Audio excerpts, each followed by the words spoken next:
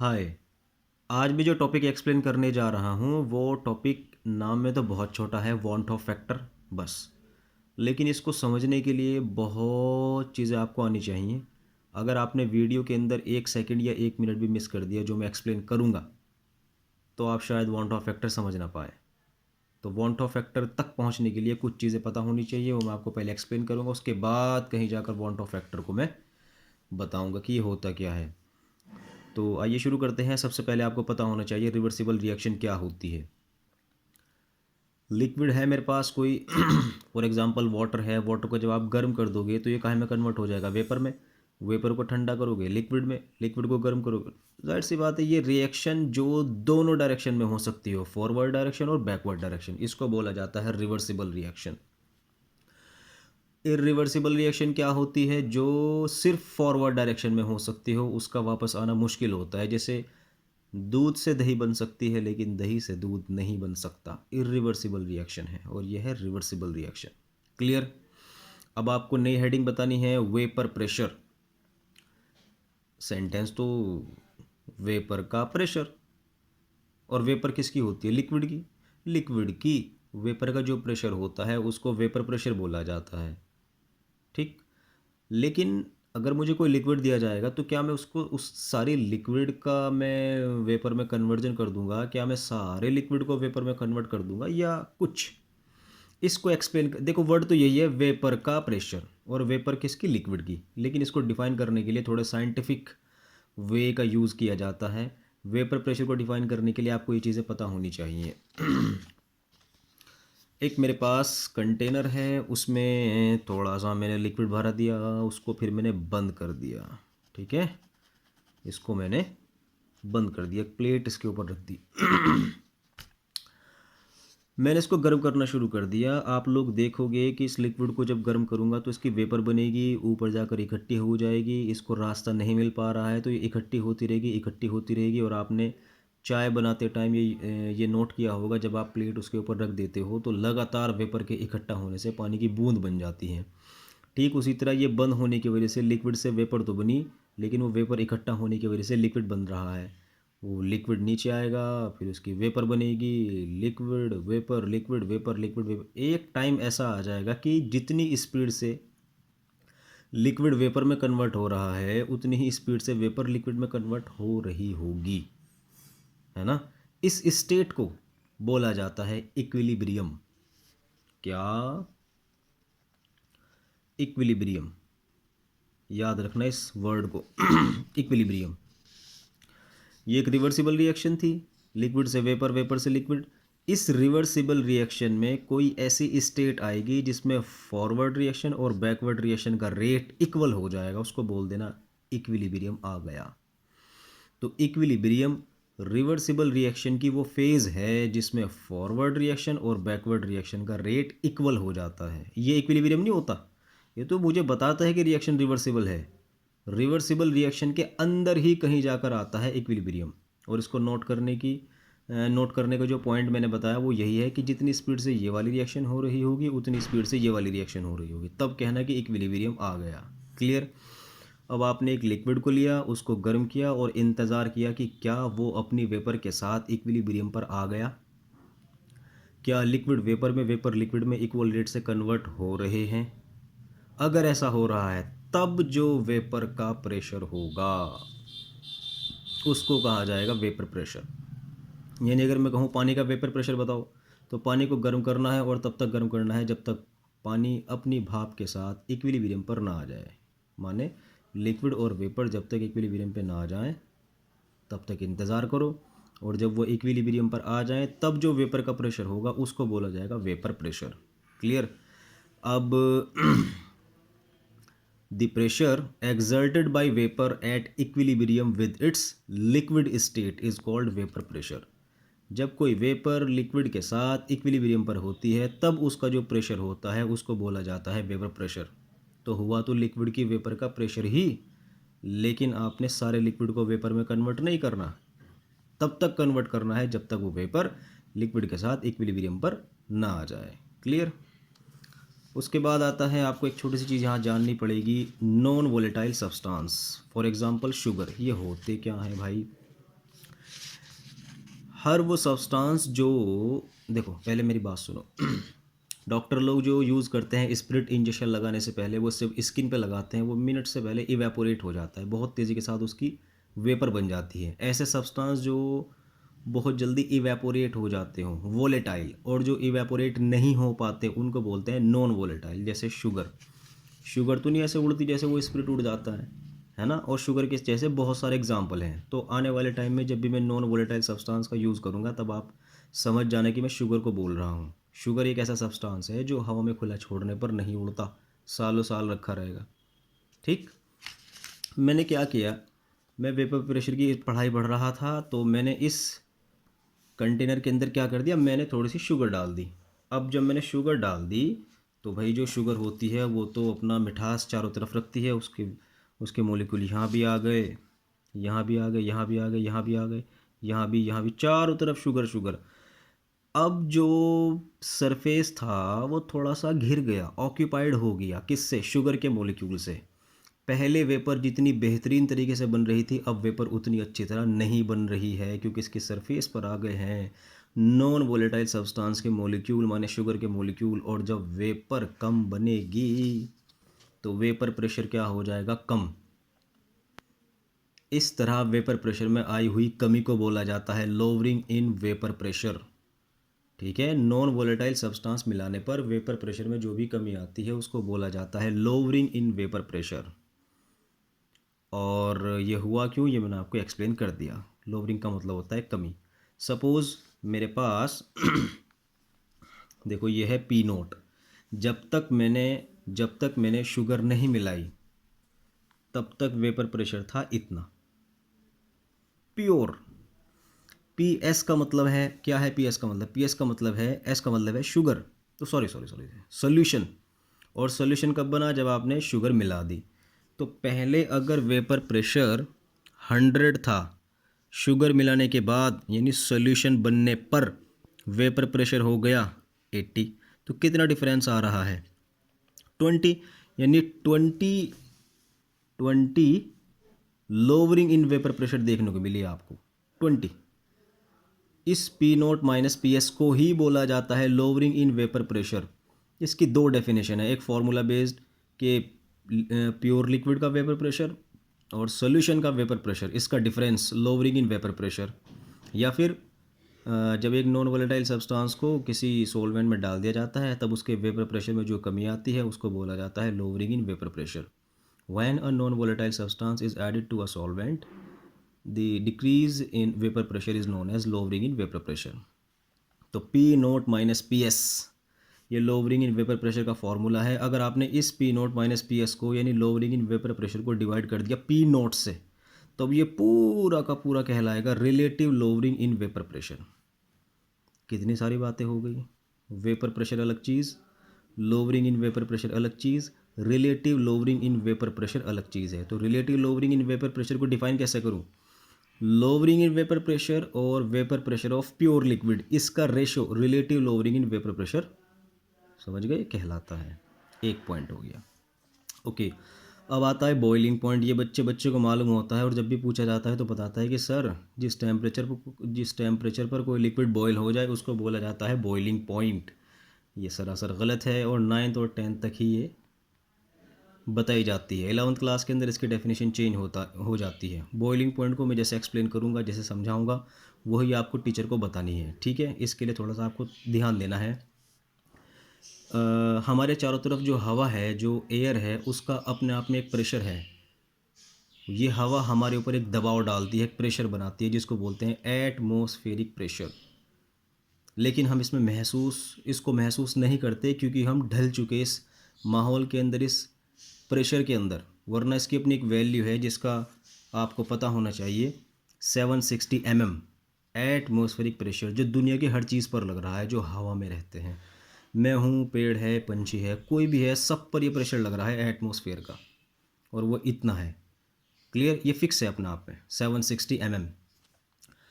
अब मैं अगर किसी लिक्विड को गर्म करना शुरू कर दूँ तो इसकी वेपर बनेगी, और लिक्विड की वेपर का क्या होता है? प्रेशर होता है।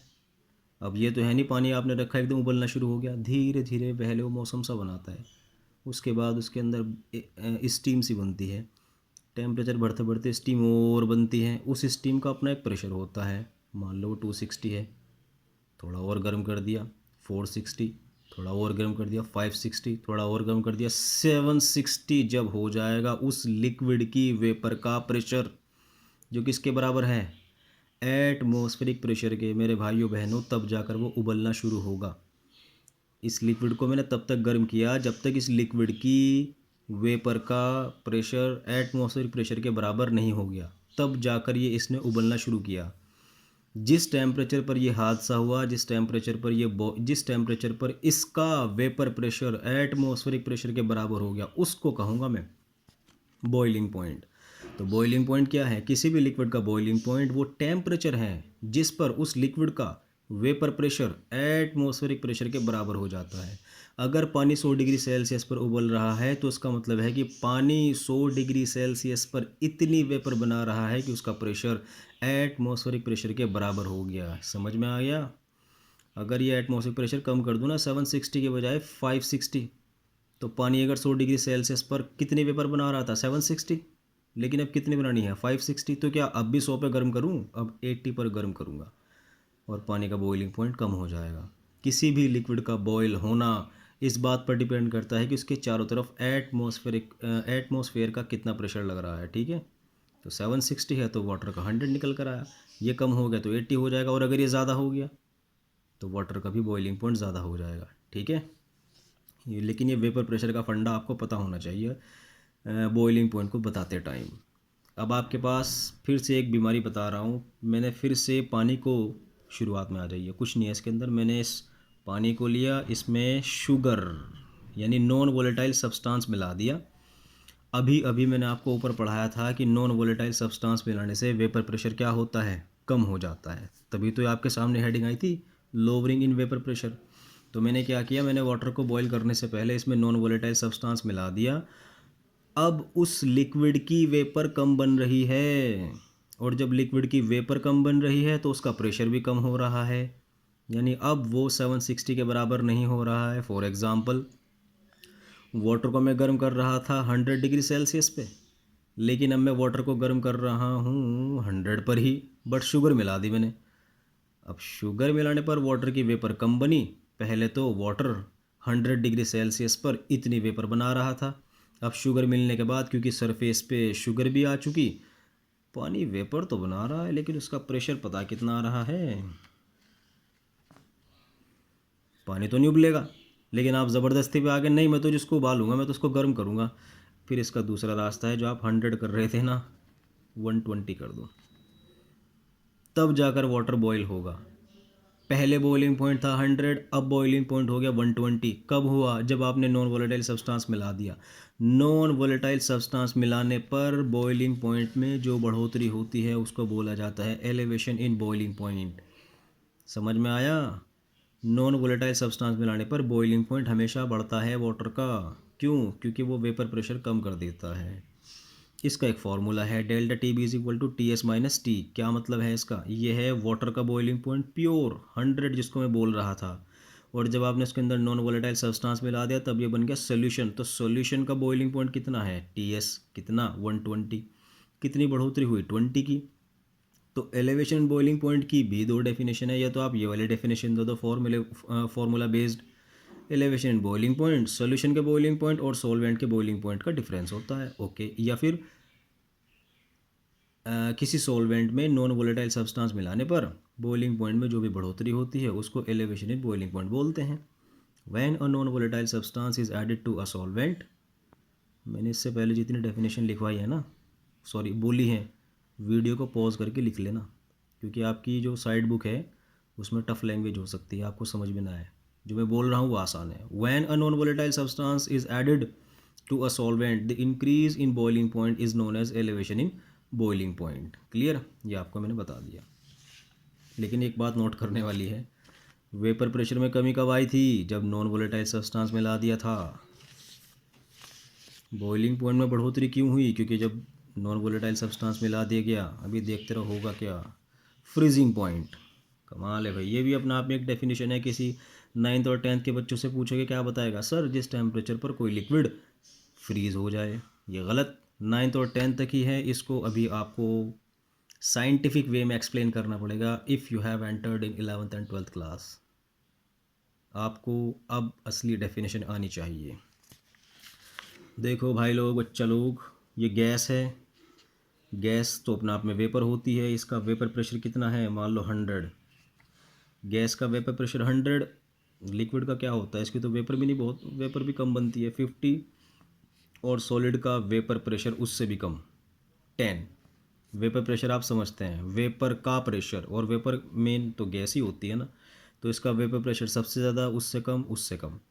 मैंने गैस को ठंडा करना शुरू कर दिया। आप सब लोग गवाह हैं, जब गैस को ठंडा किया जाता है तो उसका लिक्विड बनना तय है। तो गैस को आपने ठंडा किया, गैस जैसे यहाँ पे था ना, टेम्परेचर बढ़ा रहे थे तो ज़्यादा वेपर बन रही थी, माने ज़्यादा वेपर प्रेशर। अब आप टेम्परेचर कम करोगे तो कम वेपर प्रेशर होगा ना। गैस का वेपर प्रेशर कितना है, 100, और थोड़ा सा टेम्परेचर कम कर दिया, 90, 80, 70, 60, 50 पर आते ही वो गैस लिक्विड में कन्वर्ट हो जाएगी, क्योंकि आप लगातार टेम्परेचर कम करते जा रहे हो। तो गैस का वेपर प्रेशर बराबर हो, गैस का वेपर प्रेशर कितना हो गया था, 50। तो गैस गैस थोड़ा रहेगी, वो तो लिक्विड बन जाएगी। लेकिन आप नहीं माने, आपने कहा नहीं मैं इसका और टेम्परेचर कम करूँगा, 50, 40, 30, 15। जैसे ही 10 हुआ, वो लिक्विड लिक्विड नहीं रहा, वो सॉलिड बन गया। जिस टेम्परेचर पर यह हादसा हुआ, आपने उसको बोल दिया फ्रीजिंग पॉइंट। जिस टेम्परेचर पर लिक्विड का वेपर प्रेशर सॉलिड के वेपर प्रेशर के बराबर हो जाता है, उस टेम्परेचर को बोलते हैं फ्रीजिंग पॉइंट। क्योंकि वो लिक्विड लिक्विड ही नहीं रहा, वो क्या बन गया, सॉलिड बन गया। Clear? The temperature at which the vapour pressure of a liquid, the vapor pressure of a liquid is equal to the vapor pressure of its solid state। ये इट्स वर्ड लगाना ज़रूरी है, क्योंकि वाटर की solid form ice ही होती है। कभी यहाँ पत्थर लिख दो, है ना। ये साइड में जो मैंने चला रखी है, वाटर की स्टेट है स्टीम, वाटर, आइस। तो वाटर की, सॉरी, जो वाटर की दूसरी वाटर की सॉलिड स्टेट होती है वो आइस ही तो है ना। तो जब वाटर का वेपर प्रेशर आइस के वेपर प्रेशर के बराबर हो जाएगा, तो वाटर वाटर नहीं रहेगा, वो आइस बन जाएगा, माने सॉलिड बन जाएगा। जिस टेम्परेचर पर ऐसा होगा उसको फ्रीजिंग पॉइंट बोल दिया जाएगा। इसकी भी डेफिनेशन एक फार्मूला बेस्ड है। ये लोअरिंग इन वेपर प्रेशर का फार्मूला ये होता है, delta T F is equal to T minus T S. देखो उल्टा है, delta T B is equal to T S minus T, और delta T F T minus T S. Solvent और solution के फ्रीजिंग पॉइंट का difference, delta T F. When a non volatile substance is added to a solvent, the decrease in vapour pressure, देखो क्या लिख रखा है मैंने, कमाल है भाई, sorry. When a non volatile substance is added to a solvent, the decrease in freezing point is known as lowering in freezing point. जब भी किसी नॉन वोलेटाइल सब्सटेंस को किसी सॉल्वेंट में ऐड किया जाता है, तो फ्रीजिंग पॉइंट में आई कमी लोअरिंग इन वेपर प्रेशर कहलाती है। जितनी भी डेफिनेशन बोल रहा हूँ लिख लो, पता नहीं बुक में क्या लिखा होगा। ओस्मोटिक प्रेशर, देखो भाई टाइम मेरे पास कम है, तो इसके लिए, इसको ये अपने आप में बड़ी बात है इसको बताना। ये आपके लिए मैंने एक वीडियो बना दी है, उसमें देख लेना इसको, है ना। ये बड़ा टॉपिक है, लेकिन जानबूझकर मैंने लिखा है इसके अंदर, क्योंकि मुझे इसको किसी चीज़ से जोड़ना है। तो इसकी ये ओस्मोटिक प्रेशर क्या है, मेरे यूट्यूब चैनल पर जाकर ओस्मोटिक प्रेशर ज़रूर देखना, वहाँ मैंने एक्सप्लेन कर रखा है। 10 मिनट का टॉपिक है, टाइम खा लेगा, क्योंकि मुझे मेन पढ़ाना है आपको वांट ऑफ फैक्टर। बस आप एक थोड़ी सी बात नोट करके बता दो मुझे, मैंने अब तक नॉन वोलेटाइल सब्सटेंस मिलाकर किन किन चीज़ों को गड़बड़ा दिया। वेपर प्रेशर में गड़बड़ी आ गई थी, lowering in vapour pressure, boiling point बढ़ गया था, elevation in boiling point, freezing point कम हो गया था, lowering in freezing point. Non volatile substance मिलाने पर ऑस्मोटिक प्रेशर भी गड़बड़ हो जाता है। ये नॉन वोलेटाइल सब्सटेंस है क्या, ये सोल्यूट है। सोल्यूट मिलाने पर आपका बॉइलिंग पॉइंट बढ़ गया सॉल्यूशन का, है ना, फ्रीजिंग पॉइंट कम हो गया सॉल्यूशन का। सॉल्यूशन की वो प्रॉपर्टीज़ जो सिर्फ इस बात पर डिपेंड करती हैं कि आपने नॉन वोलेटाइल सब्सटेंस माने चीनी कितनी मिलाई। चीनी मिलाई, बॉइलिंग पॉइंट बढ़ गया, चीनी मिलाई, फ्रीजिंग पॉइंट कम हो गया, चीनी मिलाई, वेपर प्रेशर भी कम हो गया। चीनी मिलाओगे यानी इस चीनी की कंसंट्रेशन बढ़ाओगे तो ऑस्मोटिक प्रेशर भी बढ़ जाएगा। ऑस्मोटिक प्रेशर भी कंसंट्रेशन पर यानी नॉन वोलेटाइल सब्सटेंस की अमाउंट पर डिपेंड करता है। फ्रीजिंग पॉइंट में कमी भी डिपेंड करता है, बॉइलिंग पॉइंट में बढ़ोतरी भी। ये है क्या जो सिर्फ इस बात पर है कि भाई तुमने नॉन वोलेटाइल सब्सटेंस मिला दिया, हमारी वैल्यू चेंज हो गई। ये सारी प्रॉपर्टीज़ होती हैं कोलिगेटिव प्रॉपर्टीज़। किसी भी सॉल्यूशन की वो प्रॉपर्टीज़ जो सिर्फ इस बात पर डिपेंड करती हो कि आपने सोल्यूट कितना मिलाया, वो सारी कोलिगेटिव प्रॉपर्टीज़ हैं। और तो मैंने लिखा है 1 to 4, मानिए 4 के 4 कोलिगेटिव प्रॉपर्टीज़ हैं। ये भी कोलिगेटिव प्रॉपर्टी, ये भी कोलिगेटिव प्रॉपर्टी। ये नहीं कह रहा हूँ मैं बॉइलिंग पॉइंट, ये हैं ये कोलिगेटिव प्रॉपर्टी हैं। एलिवेशन इन बॉइलिंग पॉइंट कभी इसको बता दो, ये तो अलग डेफिनेशन है। यानी नॉन वोलेटाइल सब्सटेंस मिलाने पर जो भी हरकतें तुम्हारे सामने आई, वो वेपर प्रेशर कम हो गया, बॉइलिंग पॉइंट बढ़ गया, फ्रीजिंग पॉइंट कम हो गया, भाई इसको ये कैसे कोलिगेटिव प्रॉपर्टी है, इसकी मैंने वीडियो बना रखी है, वहाँ आपको जाकर देखना है। टाइम लंबा हो जाता है इसलिए मैंने इसको यहाँ से एक्सक्लूड कर दिया। क्लियर है? इसके लिए वीडियो मेरी यूट्यूब चैनल पर जाकर देख लेना। तो कोलिगेटिव प्रॉपर्टी क्या होती है? सारी वो प्रॉपर्टी सोल्यूशन की जो सिर्फ सोल्यूट डिपेंडेंट होती हैं कि तुमने कितनी शुगर मिलाई, जितनी मिलाई उतनी बढ़ोतरी होगी या उतनी कमी होगी, जो भी मैं आपको यहाँ पढ़ा चुका इस जगह, है ना। कोलिगेटिव प्रॉपर्टी मैंने आपको एक्सप्लेन कर दी। अब आता है आपका मेन टॉपिक जिसके लिए मैंने आपके सर में दर्द किया, वांट ऑफ फैक्टर। आई से इंडिकेट करते हैं। थोड़ी सी टेंशन मैं आपको दूंगा। वाटर है, वाटर का बॉइलिंग पॉइंट है 100 डिग्री सेल्सियस। शुगर मिलाई मैंने ऊपर बता दिया कि शुगर मिलाने पर बॉइलिंग पॉइंट बढ़ जाता है। 2 ग्राम मिलाई तो वाटर का बॉइलिंग पॉइंट हो गया 102।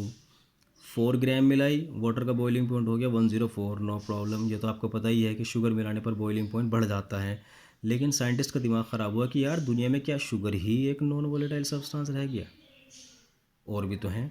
नमक नहीं है, नमक को भी आप खुला छोड़ दो, वो हवा में थोड़ा ही उड़ जाएगा, वोलेटाइल थोड़ा ही है वो।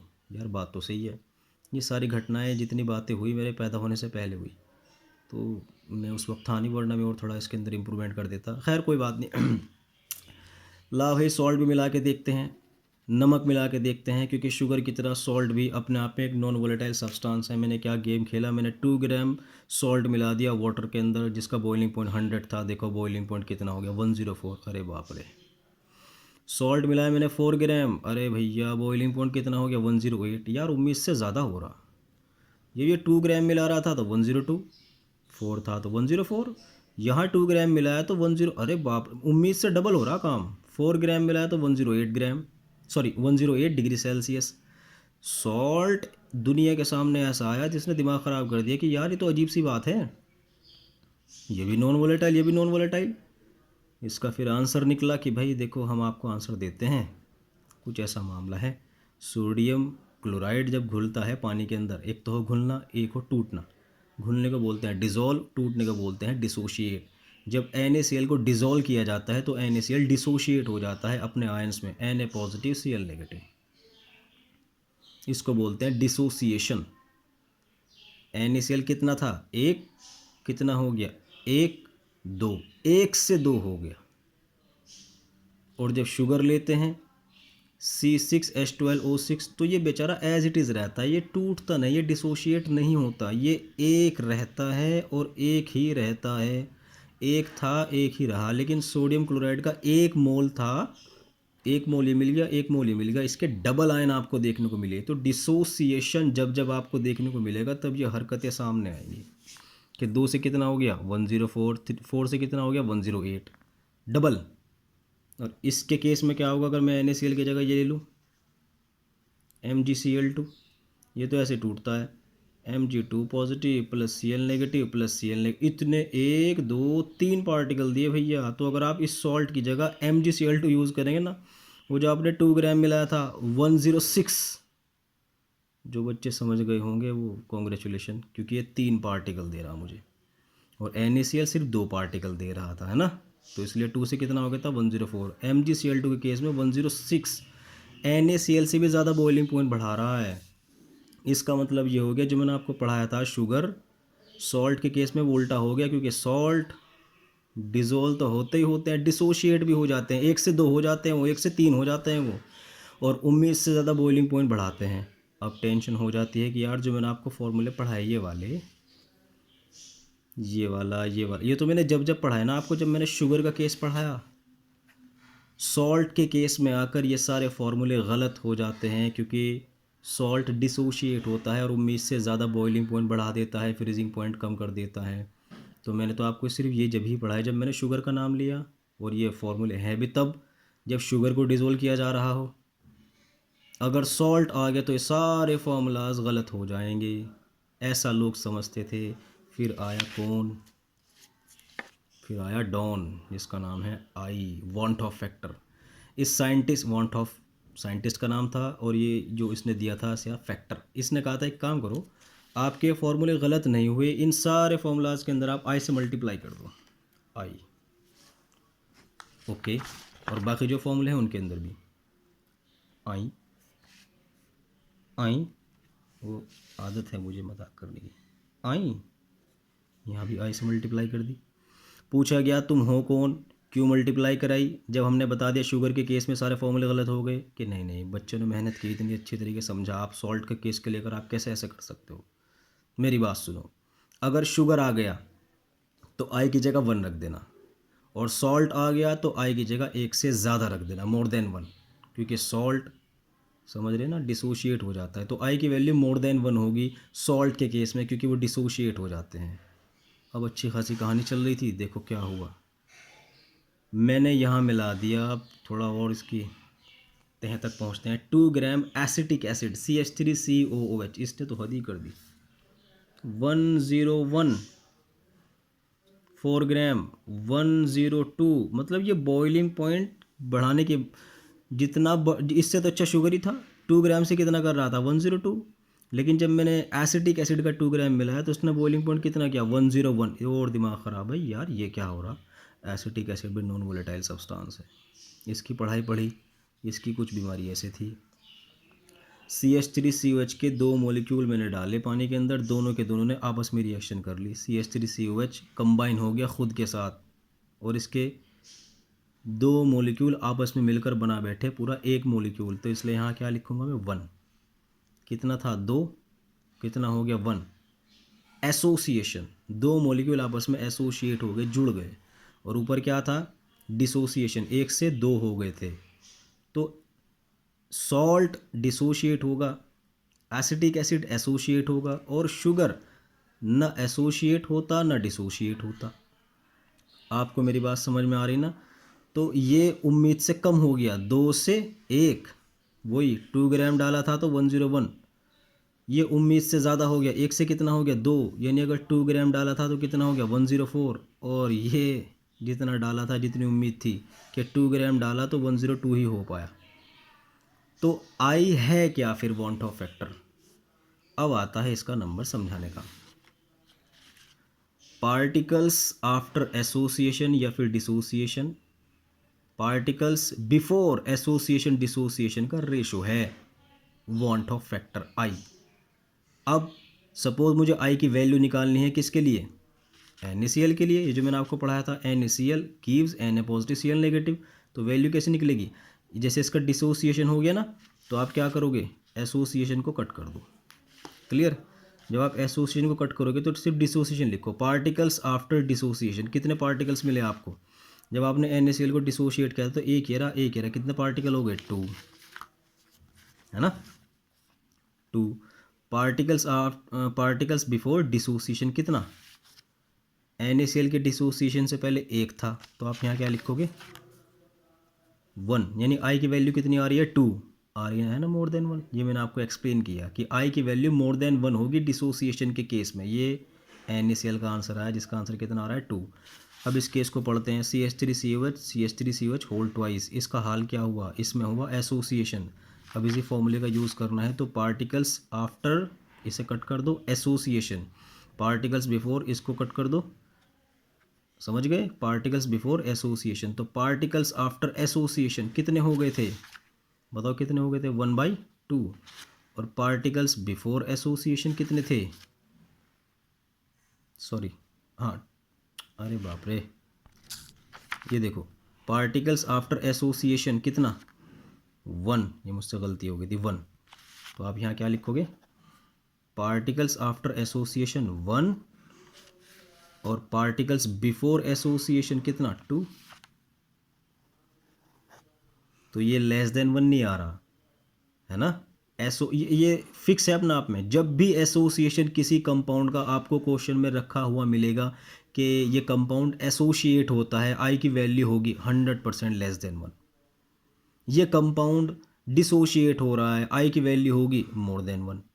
ये कंपाउंड ना एसोशिएट होता ना डिसोशिएट होता 1। समझ रहे ना।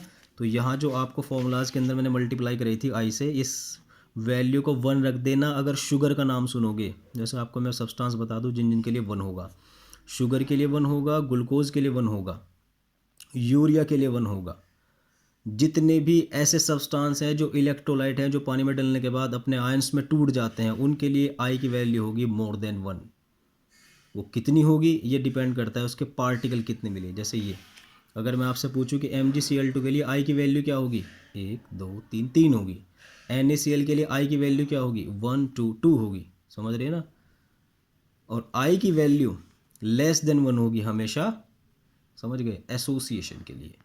ये बात आपको पता होनी चाहिए। वांट ऑफ फैक्टर अब चलेगा इस टॉपिक पर ट्रैक्टर। ये जो मैं बता रहा हूँ आई की वैल्यू उतनी होगी जितने आयंस होंगे, ये बात सच है। जैसे MgCl2 है, आई की वैल्यू कितनी निकल रही है 1 2 3, जितने पार्टिकल मिलेंगे उतनी ही आई की वैल्यू होगी। बस आप प्लीज़ क्वेश्चन को नोट करते वक्त या पढ़ते वक्त ये ध्यान रखना कि एग्जामिनर का ये तो नहीं कह रहा कंप्लीटली डिसोशिएटेड, कि कोई सब्सटेंस कंप्लीटली डिसोशिएट हो रहा है। अगर ये वर्ड आ गया ना कंप्लीटली, तब आप इस बात को लिखने का हक रखते हैं कि आई की वैल्यू उतनी लिखनी है जितने पार्टिकल। लेकिन अगर कोई सब्सटेंस कंप्लीटली डिसोशिएट नहीं हो रहा है तो उसकी आई की वैल्यू उतनी नहीं आएगी जितने पार्टिकल। फॉर एग्जांपल मैं आपसे अगर मैं ये मतलब मैंने सैम्पल पेपर में क्वेश्चन पढ़ा है तो आपको बता दूं, CaCl2 इस तरह डिसोशिएट हो गया, पहला सेंटेंस। ये कंपाउंड पूरी तरह डिसोशिएट हो जाता है, पूरी तरह टूट जाता है, आई की वैल्यू क्या होगी, बस। ये सब्सटेंस कंप्लीटली डिसोशिएट नहीं होता, अब आई की वैल्यू समझ, अब आई की वैल्यू 1 से कम 3 से कम होगी। क्योंकि जब कोई सब्सटेंस पूरी तरह टूटेगा तभी तो उसके पार्टिकल्स काउंट हो गए। पूरी तरह ना टूटने का मतलब है कि ये अभी बचा हुआ है, तो आप ये डायरेक्ट काउंट नहीं कर सकते। तो ये कंप्लीटली डिसोशिएट अगर वर्ड लिखा मिलेगा आपको एग्जाम में, ये लिख देना, और इनकम्प्लीट डिसोसिएशन तो ये लिख देना। क्लियर हो रही है आपको बात। एक क्वेश्चन मैं आपको और बता दूं, ये भी मैंने एग्ज़ाम में पढ़ा है कि मेरे पास 1 मोलर शुगर है सोल्यूशन और 1 मोलर NaCl है। मैंने पूछ लिया कि इन दोनों में सबसे ज़्यादा बॉइलिंग पॉइंट किसका होगा। बच्चों एक बात सुन लेना, दोनों के दोनों नॉन वोलेटाइल सब्सटेंस हैं, दोनों की कंसंट्रेशन सेम है। एक बात सुन लेना, नॉन वोलेटाइल सब्सटेंस जब कभी भी सोल्यूशन, नॉन वोलेटाइल सब्सटेंस जब भी सॉल्वेंट में डाले जाते हैं वो बॉइलिंग पॉइंट बढ़ाते हैं, फ्रीजिंग पॉइंट उतना ही कम करते हैं। बॉइलिंग पॉइंट उतना ही बढ़ाते हैं, फ्रीजिंग पॉइंट उतना ही कम करते हैं, ये बात याद रखना। जैसे अगर आपने वाटर ले लिया और इसका बॉइलिंग पॉइंट है 100 डिग्री सेल्सियस, अगर आप इसके अंदर शुगर मिला रहे हो तो बॉइलिंग पॉइंट हो जाएगा कितना 120, और फ्रीजिंग पॉइंट कितना हो जाएगा, इसका फ्रीजिंग पॉइंट कितना होता है वाटर का 0 डिग्री सेल्सियस, है ना। तो शुगर मिलाने पर इसका फ्रीजिंग पॉइंट हो जाएगा -5 डिग्री सेल्सियस। बॉइलिंग पॉइंट बढ़ा दिया, फ्रीजिंग पॉइंट कम कर दिया। शुगर की जगह अगर आपने NaCl मिला दिया है तो इसका एक बाप है, अभी अभी आपको केस पढ़ा है कि ये डिसोशिएट हो जाता है, इसके पार्टिकल्स की नंबर बढ़ जाती है। तो मेरे भाई अगर शुगर ने 120 बढ़ाया था तो सॉल्ट कितना करेगा 140। आप लोग समझदार हैं, क्यों, क्योंकि ये, और फ्रीजिंग पॉइंट उतना ही कम -10 डिग्री सेल्सियस। जो जितना बॉइलिंग पॉइंट बढ़ा रहा है बच्चों, बड़ा इंपॉर्टेंट है जो मैं बोल रहा हूँ, जो जितना बॉइलिंग पॉइंट बढ़ा रहा है वो उतना ही फ्रीजिंग पॉइंट कम कर रहा है। अगर इन दोनों पे क्वेश्चन आपका आ गया कि इन दोनों में सबसे ज़्यादा बॉइलिंग पॉइंट किसका होगा, इसका होगा, क्योंकि ये डिसोशिएट होता है। समझ में आ रहा ना। और इसका भी अब्बा लाना है तो आप बस हाँ कर देना जो आपको समझ में आ गया। MgCl2 ये अगर 2 पार्टिकल दे रहा था ना, ये 3 पार्टिकल देगा, ये उसका भी अब्बा है कि मैं तुझसे ज़्यादा बॉइलिंग पॉइंट बढ़ा दूंगा, मैं तुझसे ज़्यादा बॉइलिंग पॉइंट बढ़ा दूंगा। इन तीनों में सबसे ज़्यादा बॉइलिंग पॉइंट इसका, और इसी सॉल्यूशन का सबसे कम फ्रीजिंग पॉइंट होगा, सबसे कम। यानी अगर शुगर डाल रहे थे फ्रीजिंग पॉइंट इतना, सॉरी ये तो वाटर का था। शुगर डालने पर फ्रीजिंग पॉइंट इतना, नमक डालने पर इतना, MgCl2 डालने पर इतना हो जाएगा -20 डिग्री सेल्सियस। थैंक गॉड भाई, अगर आपको समझ में आ गया हो ना कमेंट सेक्शन में ज़रूर भेजना, और ये उन तक पहुँचा देना वीडियो जिनको ज़रूरत है। Thank you.